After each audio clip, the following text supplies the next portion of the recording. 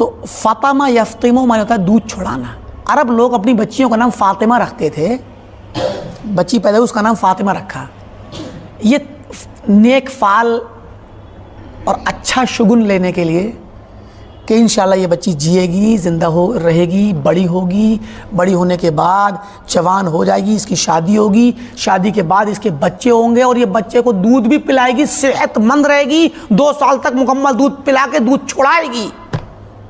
ये इतना बड़ा मफहूम इस एक लफ्ज़ के अंदर पाया जाता है कि नौमौलूद नया बच्चा, जो बच्ची पैदा हुई है उसका नाम फ़ातिमा रखते हैं। फ़ातिमा का मीनिंग ये है, गोया ये बच्ची अल्लाह करे कि फ़ातिमा बने, ये सेहत और सलामती के साथ रहे, बड़ी हो और शादी हो, इसके बच्चे हों और बच्चे वाली भी बने, शादी हो बच्चे वाली भी बने और बच्चों को सिर्फ ऐसी ना कमज़ोर हो बल्कि ताकतवर हो, दूध पिलाए और 2 साल तक पिलाए, फिर छुड़ाए दूध उसको।